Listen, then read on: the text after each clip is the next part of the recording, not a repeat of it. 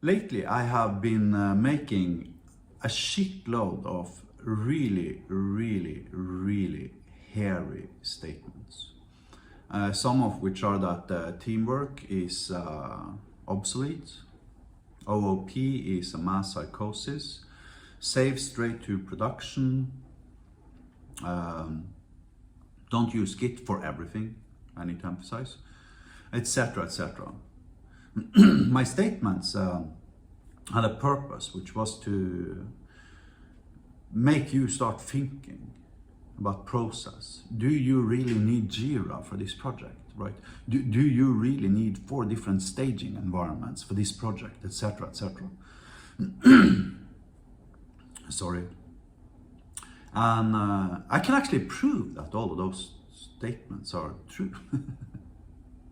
And in order to do so, I need to use my own project as an example.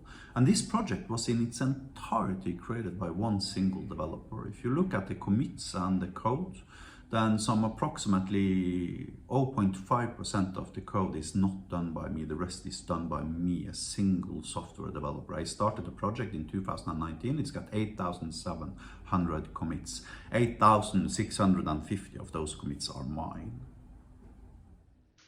So here I am inside Magic Cloud. Magic Cloud is that project I was talking about. If you look carefully at it, you will find it's got SQL Studio, allowing me to visually design my databases. I can create new tables, new link tables, I can create new fields, and I can create new foreign keys. I can choose a database type. I can do the same for SQL Server, MySQL, PostgreSQL, and SQLite. I can go into SQL view, allowing me to write SQL directly like this from album A, where A dot title like A, right? And you can persist SQL statements. I can, save them as snippets, save them for later, like I'm illustrating here. I can generate CRUD HTTP web API endpoints based upon my databases. I can either configure each table individually, or I can, take all tables at the same time. Click generate endpoints, and the system produces some, 4,000 lines of code for me, 100% automatically.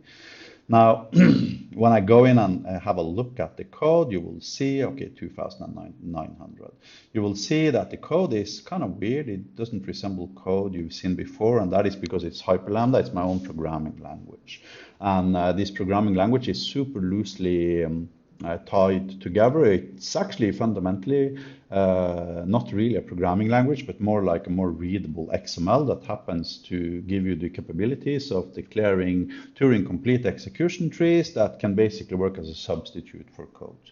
And the reasons why I invented Hyperlambda was because I needed a software development automation programming language that was so loosely coupled that it facilitated for meta programming and declarative programming. And this is meta programming and declarative programming.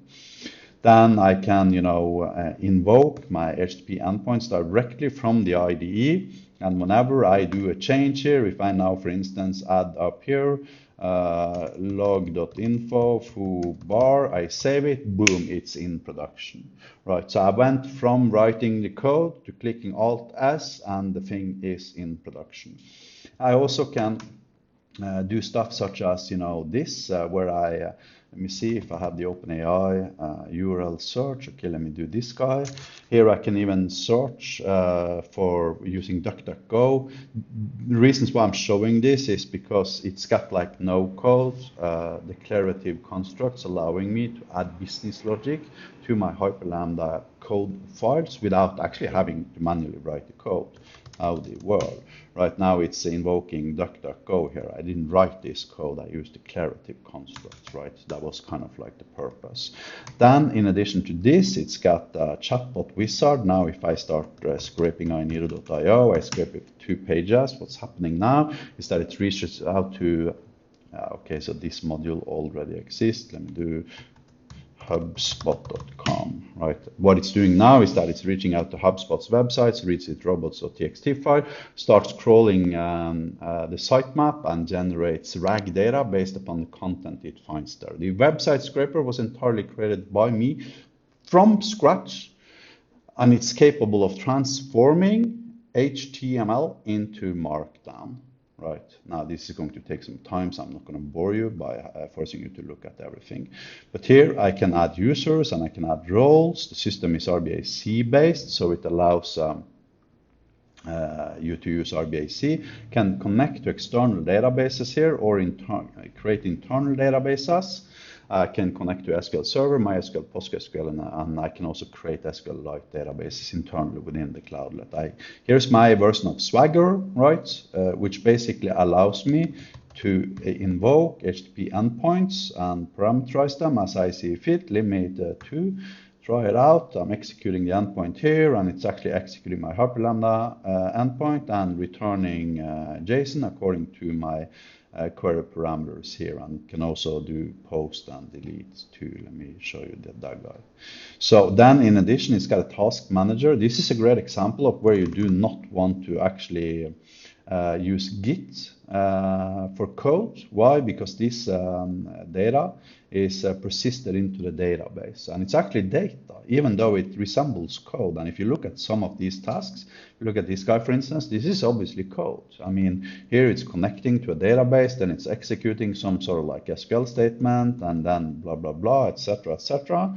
But why would I want to use Git on this thing? If I now delete this guy, I go back into my log, which is an audit log, you will see hello world from task, hello world from task, right, etc., etc.